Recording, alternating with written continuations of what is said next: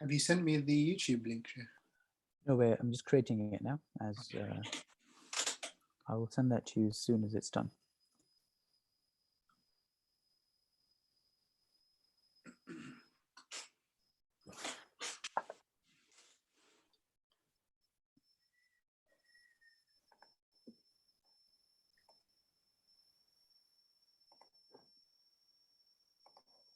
Assalamu alaikum, Just if you wait. everyone.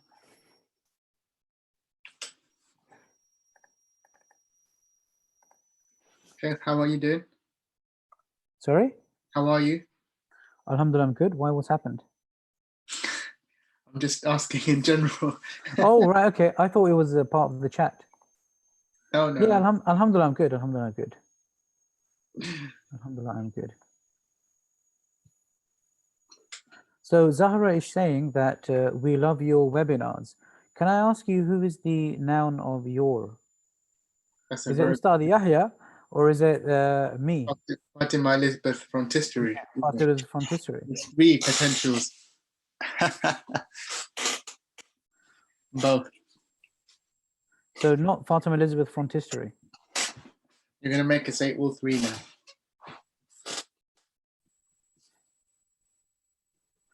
Okay, links coming through everyone. Sorry about the slight delay with the slight technical issues, and our other sessions slightly finished late, and then between I had like 15 minutes to go toilet and read Asr because we're going to finish at Maghrib, isn't it? Yeah. Which is quite later now, isn't it? So you've got a bit more time to just be.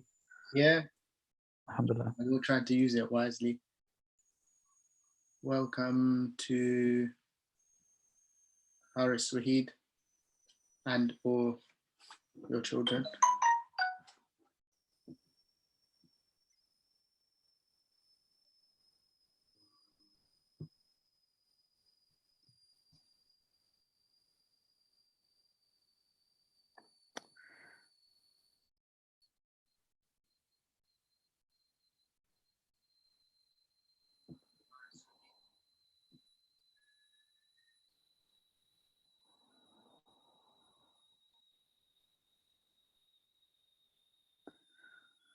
Okay, so inshallah, we're going to be going live in another 2 minutes. We'll just wait for people to join us, whether that's on YouTube or on Zoom.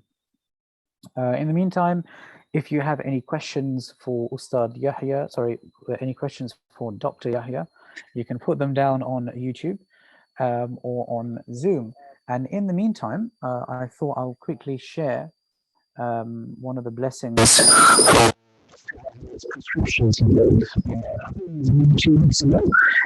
Your voice is breaking up, Shay. I don't know if it's just for me. If everyone can share on Zoom, if I'm the only one that's happening to, or if it's for everyone. So can everyone hear me clearly enough? That's very clear now. Oh, is it? Okay. Right. So as I was saying that one of the prescriptions that Dr. Yahya prescribed, historical prescriptions, last week, I would like to share the the academic medication that he gave, and I've got one as well now. MashaAllah. Nice and shiny and new. Yep, absolutely. And it's definitely, I just had a flick through it. It arrived yesterday. So it looks pretty good. I don't think I've ever seen any other book like this where they've really gone in detail on the maps, where you can get almost like a visual understanding of the seerah of Prophet Sallallahu Alaihi Wasallam. Because one of the problems I had when it came to trying to read some of the books of seerah, so there's some books of seerah that start talking about, it almost puts you off, I think, from seerah, is they start talking about all the different tribes and all the different names and name after name and name after name. Okay? Right? It kind of just puts you off and you end up skipping that chapter. You think, you know what, I'm not going to remember these names. I don't understand the significance of this. But this book does the same thing, but it's done it in a form of a map like this. And that's brilliant. Because what that does then is it gives you a really good visual understanding of why some of the authors in history or seerah have actually had to give some of those tribes and names to give you like the context of where Prophet Sallallahu Alaihi Wasallam was born and to give you the feel of that. But sometimes through the written word, it's not always possible. So that's where I think this book does brilliantly, and they've really done a good job. You can tell this would have taken a whole team to do this. and it would have taken a lot of time as well. I don't know, I, Dr. Yahya, what do you think?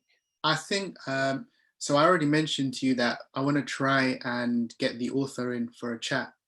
So I know you do your sessions on Friday. So And Wednesday.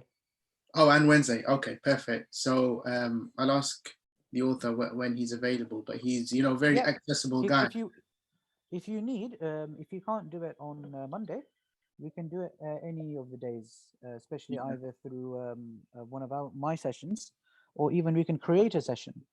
Yeah, for sure. Yep. So whatever's easy for It's a him, new book. inshallah. It's just come out, so it'll be nice to get him Yep. in and ask him what his motivations were and what got him interested in making such a book. Brilliant. I think it's for me it's surprising it took someone so long to actually Yes. do something like this. Absolutely. Because the information's all there, because histories of Yeah. Mecca have been written from the earliest time of Islam until today. So all the kind of information, measurements, all the sources are out there. So hopefully this is just the first of many. Yes, absolutely. Hopefully more and more people get involved in this, and we just get more and more advanced. Can I just mention, from what the session where you spoke about this book, so what I did was I actually Googled the brother. He's got a very interesting name. It looks like Binimad. But it's Ibn Imad, right? Yeah. But he's written it like Binimad. I think, I don't know what the story is. Yeah.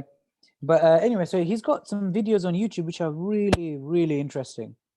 I mean, he's almost like it's like he's taken a time machine back in time, and they've got the maps, but in real time, like like the whole 3D thing where you can go back into Sira and look through them, which I found fascinating. So I think that YouTube clip, I'll try and share it if I can somewhere.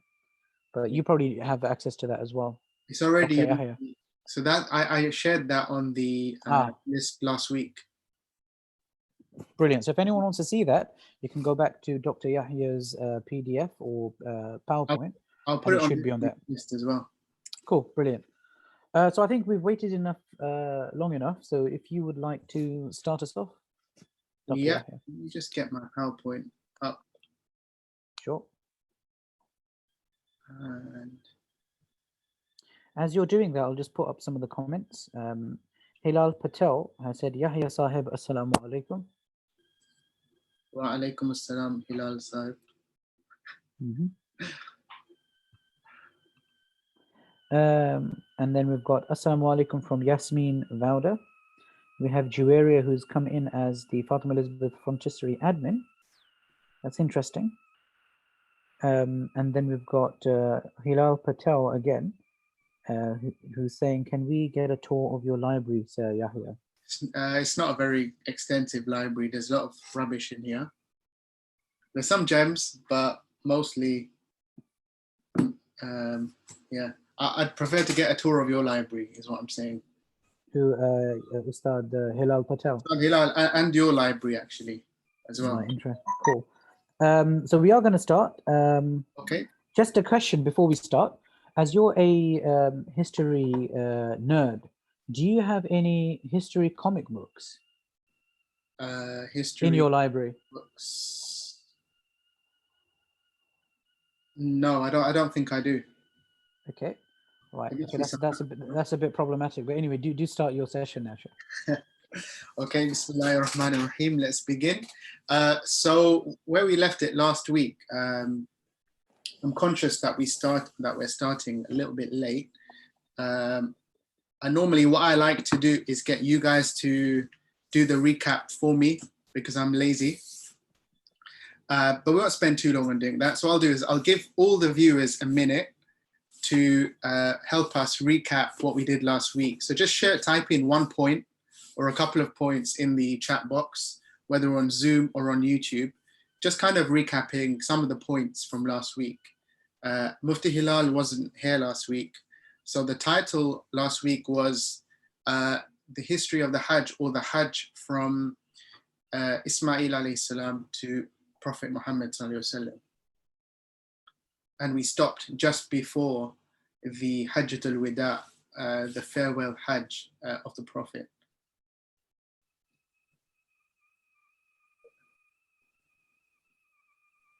So I'll have a look on the YouTube here, on the YouTube chat, and I'll leave Zoom to you. Zoom is your domain, Sheikh. Okay.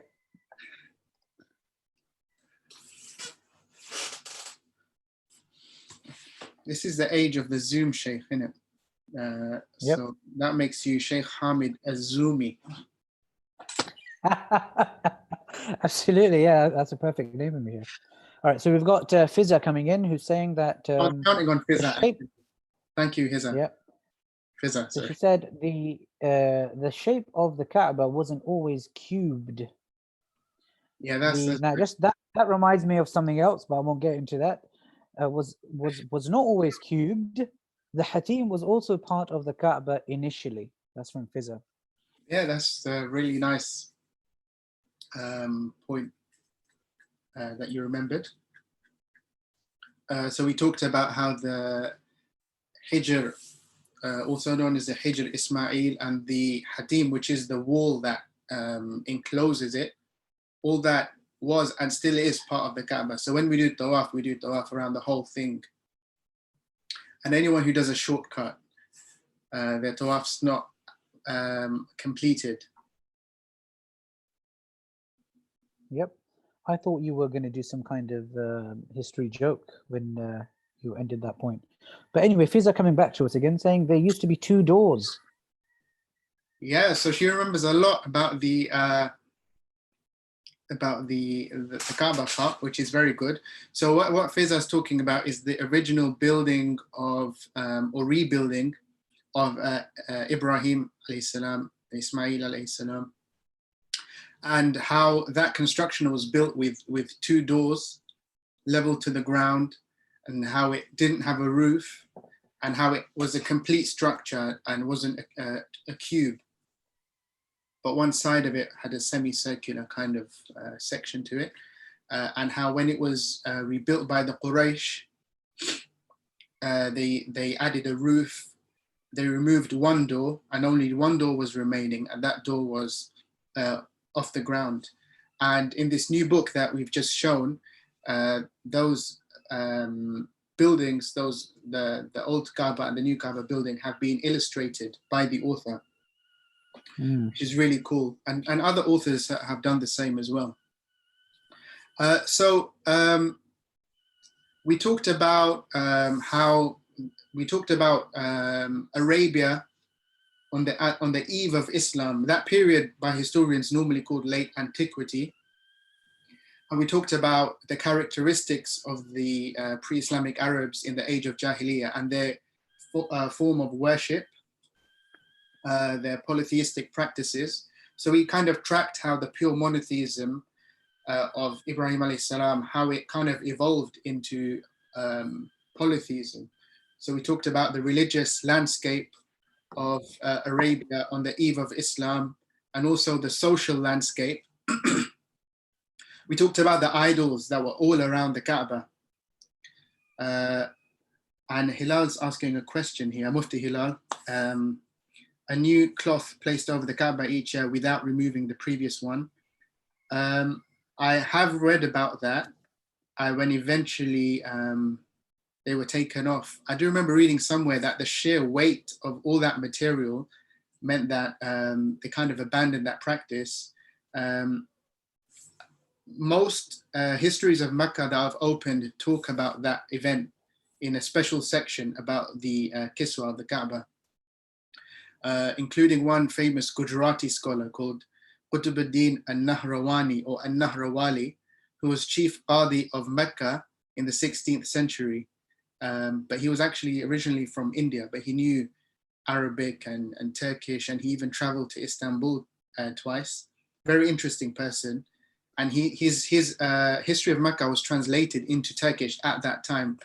It was called Al-I'lam bi'A'lam Baladillahi al-Haram. And he described a lot of the history of Mecca, but also the present day description of Mecca in his book. So if you look at that one, for example, that was really widely available on the internet. he discusses that I whole. have two questions just on that observation. Yeah. So first of all, what year was that in around? And the second important question is, was he Surti or Baruchi? I have no idea. I need to like really look where Nahrawan or Nahrawal is in the first place. But you know, I don't think this is the place for sectarian debate. You know, yeah. But the basically on this Kiswa question, the earliest concern was what to do with the Kiswa, because there's a question of who owns it, and if so, who's got the right to distribute it. And I think another point is people making money off its sale. If it was originally the money paying for it was from the treasury, the Bayt al-Mal, then that couldn't be allowed. So normally when they cover the history of that, of the Kiswa, normally that the discussion starts from that point. Okay, so Mufti Hilal saying maybe he was my great grandfather, and maybe that's why I'm stuck researching the Hajj and nothing else. So moving on, as long as we don't have anything else on Zoom, to the farewell Hajj. So I've tried to give the Gregorian date along with the Hijri date, so to keep us kind of familiar with the chronology of what's going on here. So I'd like you to visualize the final years of the Prophet ﷺ's life. After the expedition, the battle of, or the battle that didn't happen, of Tabuk, which is north of Medina, which was seen as a real serious statement of the Prophet ﷺ's and also the Muslims standing. The entire Arabian Peninsula is under Muslim control. We already talked about the conquest of Mecca last week. So the Prophet ﷺ resolves to make Hajj. This knowing really that he's near the end of his life and it's something that he hadn't done yet. Well, especially after the Hijrah, there's no difference of opinion about that. The Prophet didn't do a Hajj after he migrated from Mecca to Medina. So he resolves to do the Hajj, and also this is announced throughout the surrounding areas. So obviously people who had accepted Islam and they had a chance to do a Hajj with the Prophet Muhammad, peace be upon him. And that is obviously a very, very weighty and very, very precious opportunity. So as you can imagine, many, many people flocked to the Hajj to join in this opportunity. And if you visualize it and you think of it, you know, it must have been amazing. And we see reports of how the Prophet moved from Medina to Mecca, and people were joining him even as he traveled along. And Mufti Hilal and Sheikh Hamid, if you want to add any detail, just feel free to do so, because you're much more acquainted with the seerah than I am. So, Nahrawan. Mufti Hilal has put a comment saying he just Googled that the Nahrawal Canal was a major irrigation system of the Sassanid and early Islamic periods in central Iraq. Yeah, I think that's another one. That's another. Yeah. Yeah, Nahrawan is an Arabic, what do you call it when it corrupts? An Arabic corruption of the original Indian, which I think is Nahrawan. But yeah, that's another, I won't digress too much on Sheikh Qutb al-Din. So, you know, among the well-known things about this Hajj, so the Prophet here teaches all the Muslims around him the rites of the Hajj, the manasik, right? That's a key word. The rites and the rituals of Hajj, okay? So we're talking about how he comes and does the tawaf, and then going to Mina, going to Arafa, Muzdalifah, pelting the Jamarat, what to do in each of these places. This Hajj, this farewell Hajj is the source, provides all the information for subsequent Muslims coming down to today on how to do the Hajj, right? So that's why it's very, very important.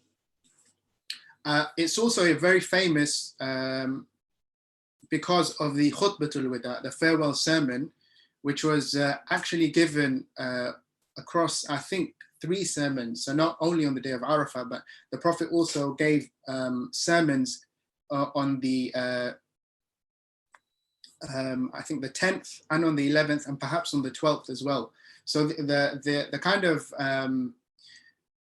whole sermon that we see was given on 2 or 3 different occasions, and perhaps more. And of course, it's being collected by all the scholars from all the different hadith that survived from that time. And we'll look a little bit more about how, into detail about that, how that happened in the next slides. And of course, we know that Prophet died not less, I think, than 3 months later after returning home from the Hajj. So this is why, one of the main reasons why it's called the farewell Hajj.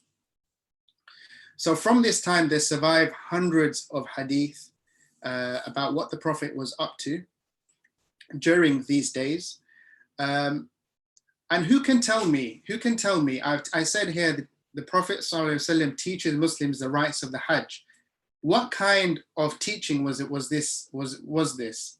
So I know that, Ustad Hamid, you're very interested in pedagogy, the theory of teaching.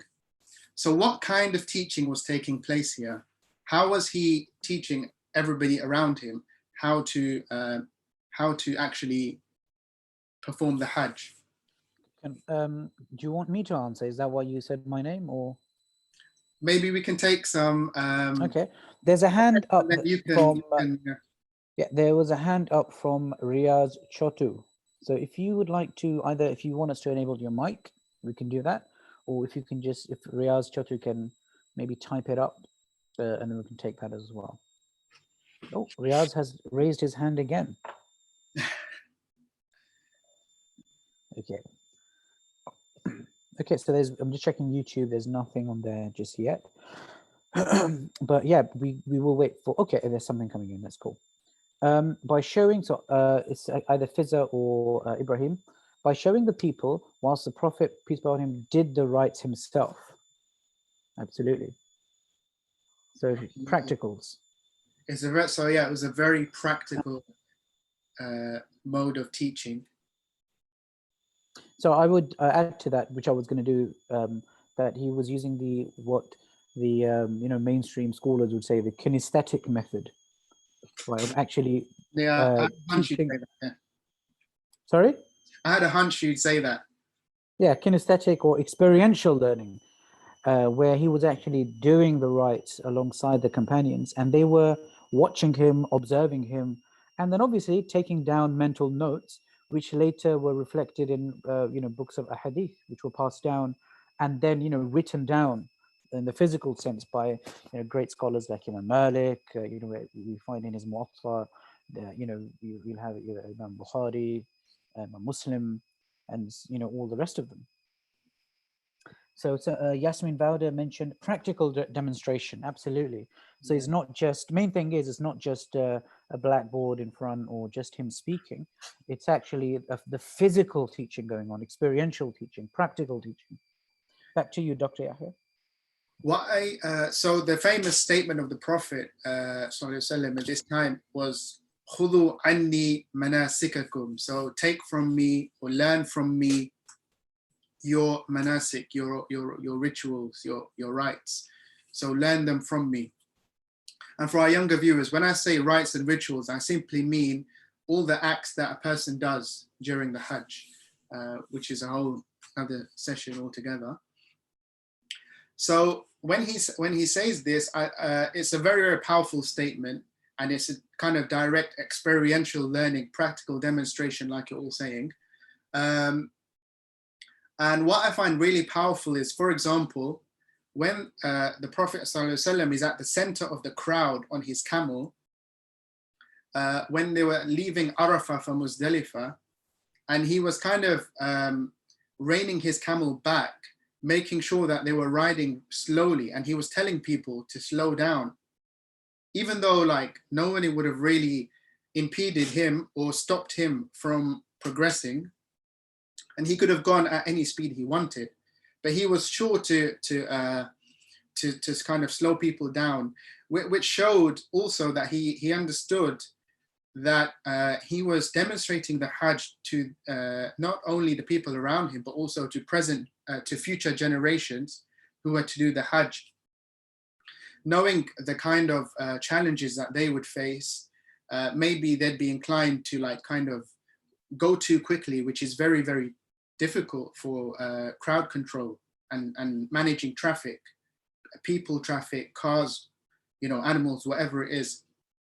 And obviously in our time, those challenges are higher than ever because we have at least 2 million people doing the Hajj in our time. So it kind of shows us, that the Prophet ﷺ understood that he was passing down the Hajj to future generations, and also the kind of characteristics that we should adopt while we were doing the rituals as well. Moving on to the Khutbatul Wada, the farewell sermon. As I said, Islam here is at its peak in terms of, in terms of the Prophet's life. The entire Arabian Peninsula is under control. Mecca has been conquered. And the day of Arafah is a very, very powerful day. It's a day when dua is accepted, as we know, and we know that it's one of the arkan, so one of the pillars of the Hajj. So if a person doesn't go to Arafah in the Hajj, then the Hajj is not valid. And the Prophet ﷺ on the day of Arafah actually made dua from Dhuhr through to Maghrib, which is the day of Arafah. Okay, so it starts at Dhuhr and goes until Maghrib, which is, of course, anyone who's been knows how hot it is there and how tiring it can be. So that in itself is a very amazing thing. And then this portion of the third verse of the 5th chapter was revealed. A very famous verse, اليوم أكملت لكم دينكم وأتممت عليكم نعمتي ورضيت لكم الإسلام دينا. So very, very powerful words. So today I have perfected your religion for you, completed my blessing upon you, and chosen Islam as your religion. And some people around him did understand. So if you look in the books of tafsir, some people around him did understand that this kind of heralded the Prophet ﷺ's death, because something that is perfect can only thereafter kind of be less perfect in that respect. So some people did actually understand that after this verse was revealed, that it kind of heralded the death of the Prophet ﷺ. As for the farewell sermon itself, an interesting point, how did everybody hear it?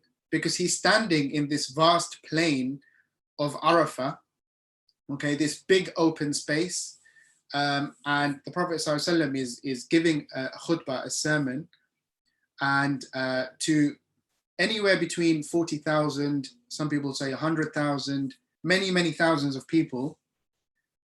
So he had people kind of repeating the message along the group so that other people could hear it. And one of these was his cousin Abbas, radiallahu anh. But at the same time, the sources mention that Allah also caused the Prophet's voice to be amplified. So people who are very distant from him said that they could actually hear his voice, which is a miracle that was given to the Prophet ﷺ on this day as well. As for the sermon itself, it's very, very famous. And I remember even as when we were young children, we would see posters kind of put up on the wall with the kind of farewell sermon put in one nice block of text. And one of my first lessons that I taught when I was working or teaching at Fatima Elizabeth was actually on the farewell sermon. and we did like a diamond 9. So I had 9 boxes, and I asked people to put them in a diamond with what they felt was the most important message for them or for their context at the top. Of course, there's no right or wrong answer in that, but it was perfect for that particular sermon because there's so many important messages that Muhammad Sallallahu Alaihi Wasallam, he passed on, that it can even be hard to know which one to kind of focus on because they were all so powerful. I think from here, so he says, "Oh, people, lend me an attentive ear, for I know not whether after this year I shall ever be amongst you again." So again, we have that idea of the Prophet's death being imminent. Okay, this great calamity for the Ummah being kind of not far away. Then he says, "Listen to what I'm saying to you very carefully, and take these words to those who could not be present here today." So that's, of course, very important. And that's been done through the science of hadith. So all the people that were there remembered the words that he said and passed them on to other people. And that was eventually written down. So all these people, technically, you know, so many unknown Sahaba who are there and who kind of course, many of them are known and famous, but there must have been so many that we don't even know about there who were kind of remembering and recording those words. And then he says, "Be my witness, O Allah, that I have conveyed your message to your people." And elsewhere, he also asks, you know, have I delivered my message to you? Has the message, has the message been delivered to you? And that's in itself a very powerful thing. So the Prophet ﷺ, again, perhaps knowing that his death is imminent, you know, wants confirmation from the people who he gave the message to, you know. And also in the Quran, there's a verse which says, فَلَنَسْأَلَنَّ الَّذِينَ أُرْسِلَ إِلَيْهِمْ وَلَنَسْأَلَنَّ الْمُرْسَلِينَ. So we shall certainly question those to whom messengers were sent, and we shall question the messengers themselves. So the Prophet ﷺ clearly, you know, he wants to go before Allah subhanahu wa ta'ala and with an absolutely clear, you know, conscience. And he also wants affirmation from the people, you know, have I faithfully delivered the message to you? And of course, so one can imagine from that the kind of emotional weight of this time, you know, and the kind of how heavy those words were.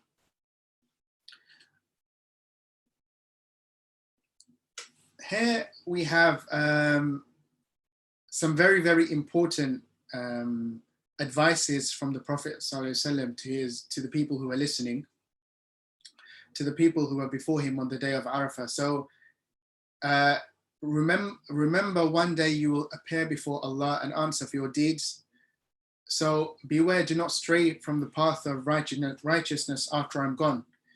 So for me, that is very clearly about how things were before in the time of Jahiliyyah, which we talked about extensively last week, and how things used to be, right? The kind of order of things, the social and moral code that was, the moral and ethical code that was more or less absent at that time.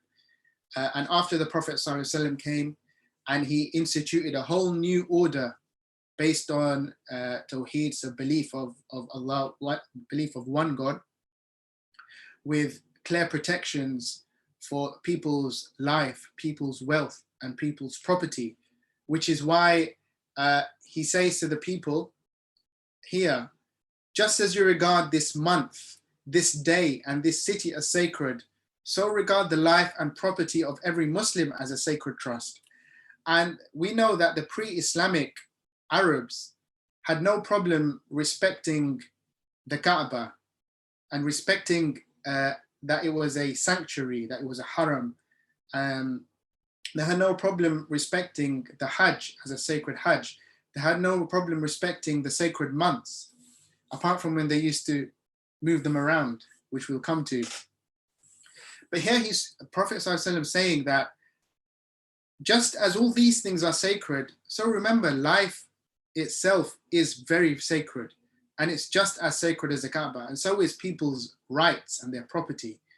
So he says, return the goods entrusted to you to their rightful owners, hurt no one, so that no one may hurt you. And remember that whatever you do doesn't stop when you die. There is a day of reckoning, which means that there is a day when you have to answer for your actions. So it's about trying to kind of represent a very clean break with what had gone before, how life was so cheap, and you could take people's property, you could take people's lives, you could take people's rights, and there'd be no answer. But here it's saying, no, just as this day and this time and this month and this place is sacred, so are people's lives and their property. But it also says below this, the Prophet ﷺ didn't leave us empty-handed. He's saying, I leave the Quran and my Sunnah, my example, before you. So these are the things, you'll never go astray as long as you have these two things. And also, it was during this time, I believe, that the Prophet ﷺ stated this famous hadith, Al-Muslim man salim al-nas min lisanihi wa yadihi. So, which follows up with the above message. So about a Muslim being someone who, avoids harming other people, not only with his hands, but with his tongue as well. So sticks and stones, as they say. Other important messages. So again, this is about ethics and the law of Islam. Allah says, the Prophet ﷺ says, Allah has forbidden you to take usury, to take interest. And the interesting thing here is, he says, all the interest payments owed to the Prophet's own uncle were voided.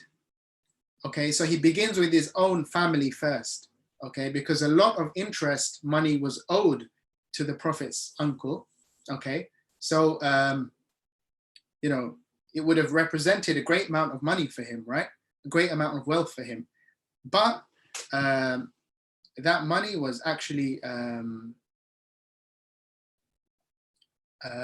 voided, right? So Prophet ﷺ leading by example.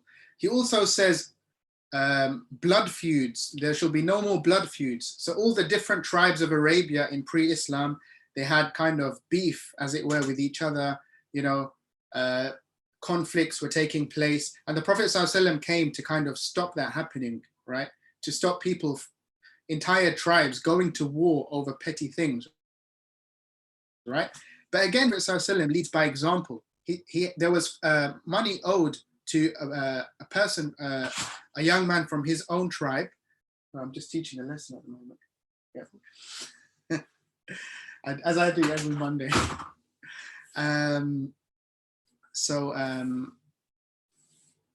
Where was I? Right, so he actually forgives the blood money owed to a member of his family first, right? So again, leading by example. And this other message is very powerful, because he says, beware of shaitan for the safety of your religion. He's lost hope of leading you astray in the big things. So most people would interpret that to mean that he's accepted now that in terms of the Arabian Peninsula, polytheism will never come back. And the Muslims will be able to stay firm upon worshipping Allah. But in the small things, he'll catch you. So here, I'd be happy to hear your thoughts on what you think small things might mean. What do we think small things might apply to here? And small things which have a big impact. One thing that it very likely meant was causing enmity between people, because causing enmity and friction between Muslims would lead to the whole structure kind of toppling and all the gains of the Prophet being lost, right? So in that way, it was also a message of unity. So these are very, very famous aspects of the farewell Hajj. So a revolutionary message on the rights of women and equality, right? And I've seen mentioned that there was little reason for the Prophet ﷺ to kind of allocate so much time and space to the issue of women and women's rights, because it's not as if there were pressure groups, right, to kind of pushing towards that. But it just shows the kind of revolutionary aspect of Islam, where it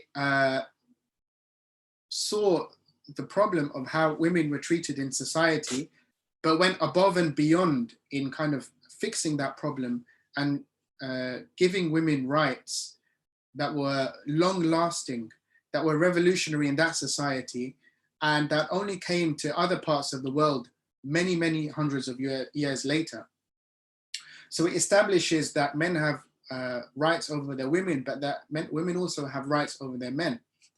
And it reminds Muslims that only by his trust and his permission, as we see in the kind of contract of nikah that takes place, only through that do men take women as wives. And it reminds men to treat them in the correct way, and to ensure that they are given food and clothing, for example. And general treatment should be kind, and they should be treated as partners, for example. So these are all very, very powerful messages. And just as powerful is the message in the second quote that's on this slide. And again, this is happening in a society where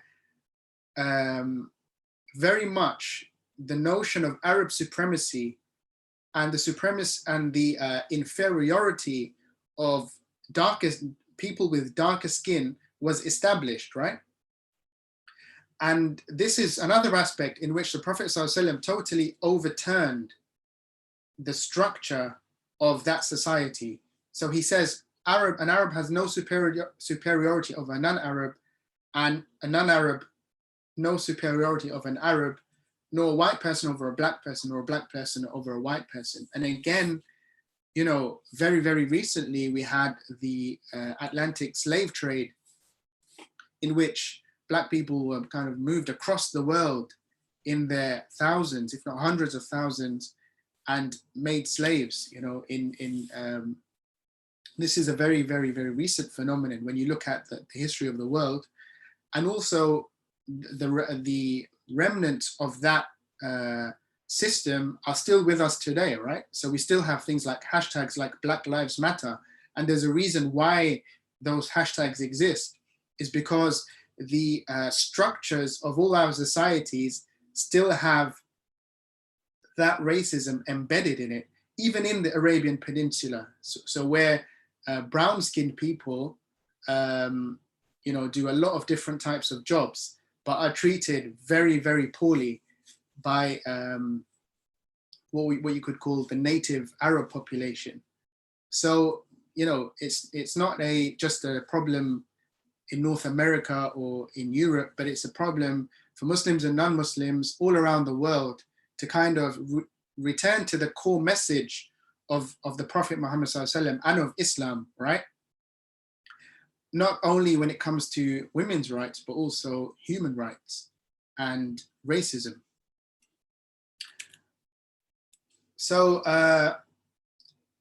this slide I kind of included the message just to reiterate the kind of core messages of Islam. So the Prophet ﷺ reiterates the salah and fasting, zakat, hajj, and of course, the first thing he mentions is the worshipping of Allah subhanahu wa ta'ala, the core message which he first came with all that time before in pre-Hijrah Mecca, okay, when he was propagating Islam in secret, the message of Tawheed. And all these years later, he's here with sovereignty over the entire peninsula, able to preach this message to thousands of people at Arafa. The other interesting point is he forbade this practice of intercalation, right?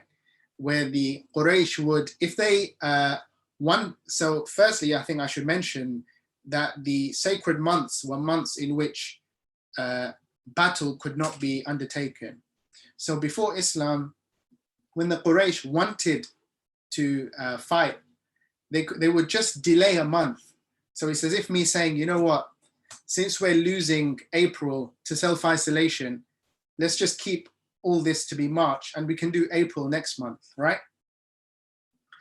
So that's what they do. They'd switch around the months according to what suited them.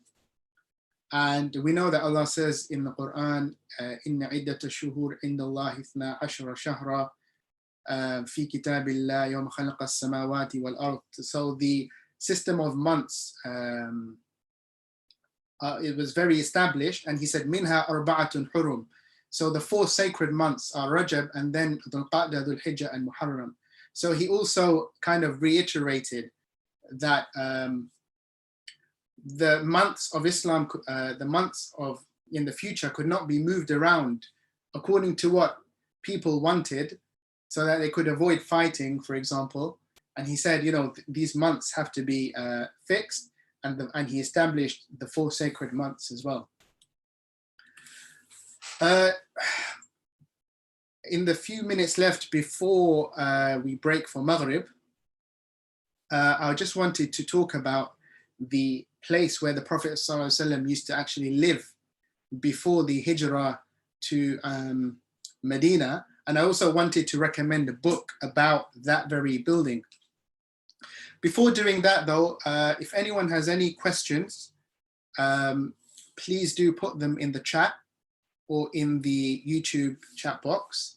It could even be points that I've missed out, because this is a very wide topic, and I know that there's some people watching who know a lot more about the topic than me. So please do share some information.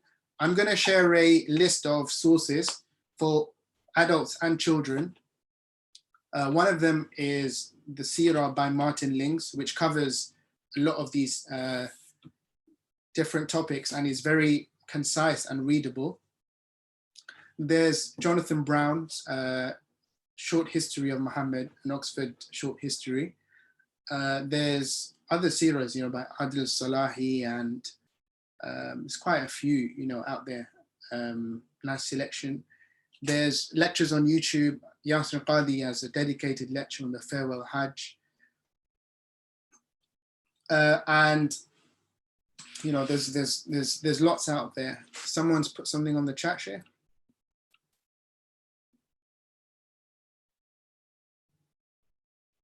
First book, Martin Lings, or I can't actually hear you, Shay. I think your thing's on mute. Sorry, initially I thought they were asking about the first book of Sirah, so they were probably referring to Ibn Ishaq, but now I just realized they're probably talking about your first book that you suggested. I think so, yeah. Okay. Yeah, Martin Lings. Or Abu Bakr. What's your suggestion on Montgomery Watt's Muhammad at Mecca? I've never actually read that. Ah, nice. What's your suggestion, Jay, since you have it and I don't? I have it. I've just taken it out of the library now. I do like I always like looking at different perspectives. So from an academic perspective, he starts off something that I would have kind of gone down the route of as well. His very first thing after talking about the sources, right, of the different Sirah sources, he starts on the economy of Mecca, the economic basis, and I think he gets it bang on, gets the nail on the head, because I think that's what the Quraysh really struggled with Prophet ﷺ with, and especially we spoke about the issue of Tawheed, that it was a theological issue for the Meccans, but more so I think it was more of an economic issue, because that meant that people could no longer bring their own idols into the Kaaba, or go up to their own idols in the vicinity of the Kaaba and worship. It would have meant the worship of one Allah. So for the people of Mecca, it was an economic problem, because that would then mean a crisis economically, because people would then stop coming to trade to Mecca. So that's an interesting point that he's brought this up first, and he brings up politics, the social and moral background at the time, and then the religious and intellectual background. That's like the context that he puts it at, and then he begins talking, and then he's got a separate book which is Muhammad at Medina. which I don't think is in print, but you can buy a Amazon version, which I have, where they actually print out some of the books that are not available or not available in publish anymore. Yeah.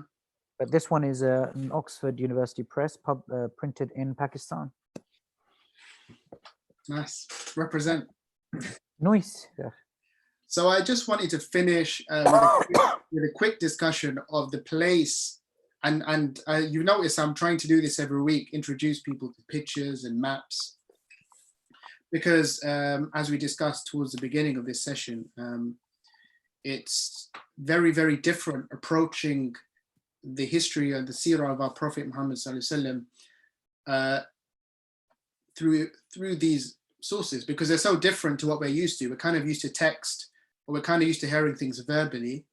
To actually see is a whole different experience, right?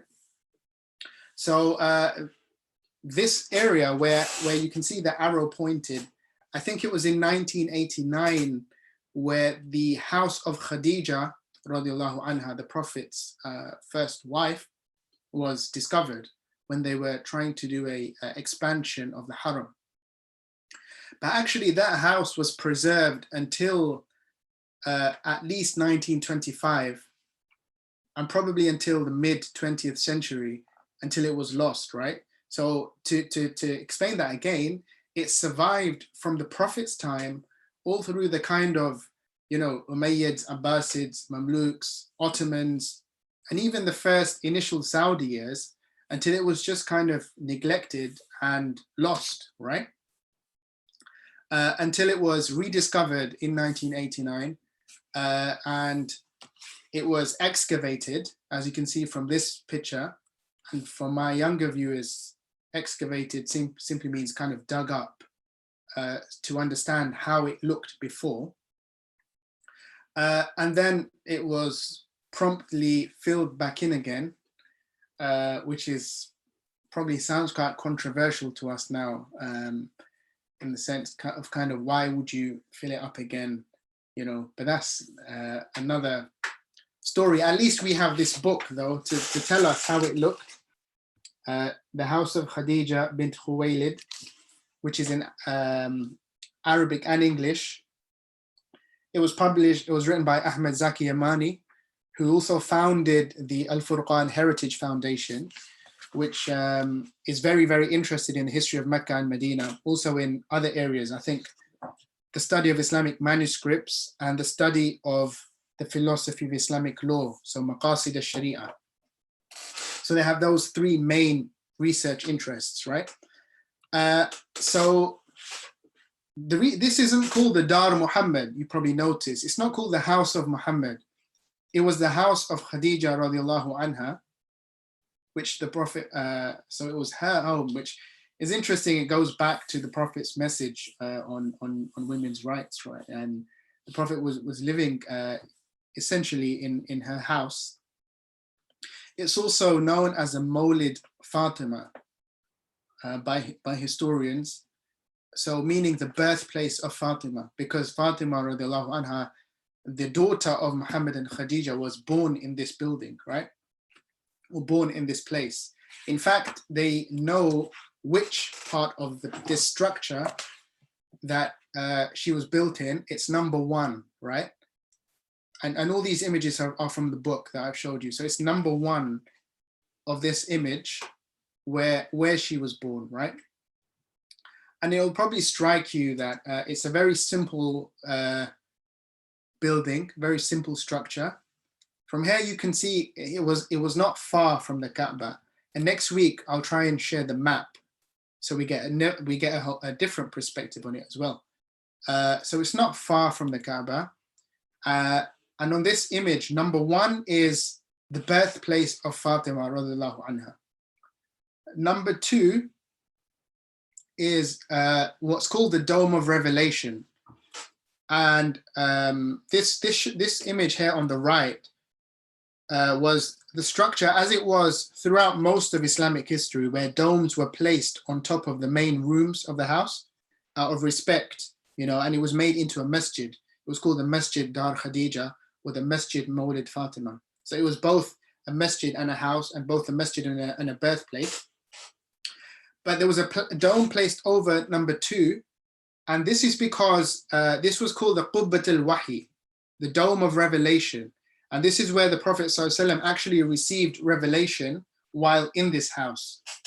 And we also know about this house that when the Prophet received the first revelation and he came running down the Mount Hira and took, I think, was it your lesson where we discussed this last week? You talked about, no, it was the tafsir lesson. Tafsir lesson, yeah. So, you know, that would have been, those verses that would have been revealed here, you know, for example, and this is what the point that the author makes. Those verses were in fact revealed in this place, as well as other revelations as well. We have number 3 called the place of concealment, and this is because this is disputed by some scholars, but they say that the Prophet ﷺ, there used to be a kind of shelf-like structure here, which he could take protection under. When in early Islam, people were trying to pelt things inside the home, and he needed a place to take refuge from that.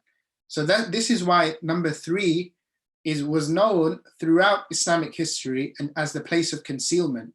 If you read people like Ibn Battuta, Ibn Jubayr, and I mentioned those because they are available in English, and also the Arabic travelogues, so travelers who came on the Hajj, this is how they describe this place.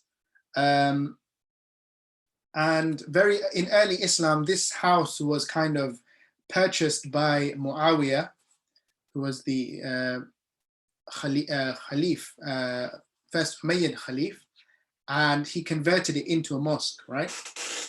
So that's,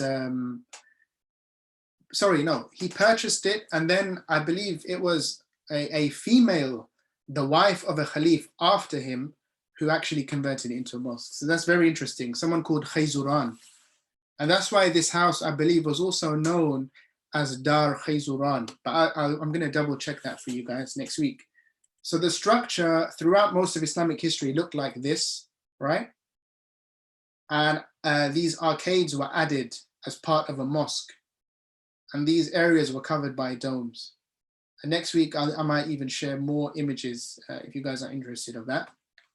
In that, and I would also recommend that you pick up the book, and I think there's probably so many points you can take from just this building, and so many things obviously happen here. In fact, it is the starting point of the Hijrah, you know, where the Prophet ﷺ left, you know, and that's another book that inshallah I'm going to share with you next week. Someone has also plotted that journey in this book. So Mecca to Medina, a photographic journey of the Hijrah route.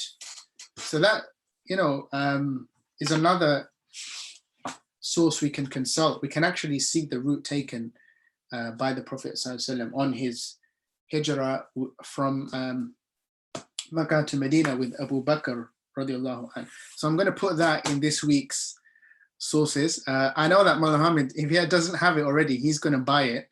So I'm just emptying his bank account at this point. So if you're still listening, Juwaria, that's why you're not going to get that new bike you were promised. Okay, I think that's a good place to leave it. I thought I'd keep today focused on the Prophet ﷺ's farewell Hajj because so many messages come out of that. But I also realized I lectured for a long time, so I'll try to avoid that next week.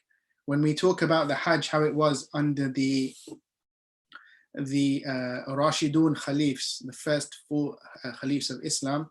And if we have time, we might even go beyond that as well. So normally, most people know until the farewell Hajj and then they know less. So hopefully I can maybe talk about how the Hajj was organized, because we know the Islamic lands expanded very quickly. So how, and the center of Islamic power moved from Medina, you know, through to Iraq, initially to Syria actually, and then to Iraq. So how did that affect the Hajj and how it was organized.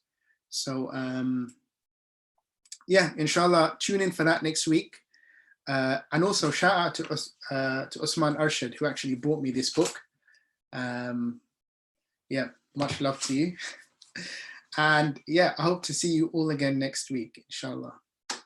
Assalamu alaikum. Inshallah. And I would like to take this opportunity to thank Dr. Yahya for giving us his time and sharing his knowledge of the Hajj through the different empires. And I think today's lesson was very, very important because it discusses the Prophet's Hajj himself, right? Because this was not just the last, but the first and the only Hajj that Prophet Sallallahu Alaihi Wasallam did. So I think it's important that you brought this in, Sheikh, as a whole lesson by itself, that how was the Prophet's Hajj itself? And it was a teaching experience as well, that not only was he performing the Hajj, he was doing it so that it could be preserved for the future generations to come. So Jazakallah for that. And I was very, very interested by your section at the end on the house of Khadija radiallahu anha, which is fascinating. And that book is a fascinating book, and I would definitely recommend that book. The house of Khadija bint Khuwaylid radiallahu anha, and to find out more about this. And I remember I was reading up a while back when in Medina, when they had to extend Masjid al-Nabawi, they had to break down the hujarat, the kind of rooms of the wives of Prophet sallallahu alaihi wasallam. And at that time, the Muslims, many of them were crying. And when they were asked why they were crying, they said that, now that the homes of Prophet sallallahu alaihi wasallam's wives are being destroyed, how will the future generation know how they lived, know how the simplistic lives or the simplistic dwellings of the wives of Prophet sallallahu alaihi wasallam were? So I think it's important that we do discuss this and we do talk about, all of and especially the point that you brought up, Dr. Yahya, about the room where wahi came down, and especially the initial wahi where Prophet sallallahu alaihi wasallam is, covered in his blanket, and Khadija radiallahu anha is next to him, and you can almost kind of envision that moment, and then the revelation is being sent down. It's amazing, it's fascinating stuff. So I think we need to definitely have more of that as well, and the excavations and things like that. So Jazakallah for bringing that to our attention, Dr. Yahya. Inshallah, we will see you at the same time next week. If you've missed some of this session or any of the previous 2 sessions, please do visit our website. So just Google Fatima Elizabeth Frontistery, find our weekday timetable, and there you can find a button on the timetable itself on a Monday for 7 o'clock with all the previous recordings and also all of Dr. Yahya's previous PowerPoints as well. If you want to look at the reading list, any kind of links, where I found the YouTube link for last week, please do that as well. And this will be beneficial, inshallah. So Jazakallah khair. See you next week. Assalamu alaikum wa rahmatullahi wa barakatuh. Subhanallah bihamdi, subhanakallahumma wa bihamdik.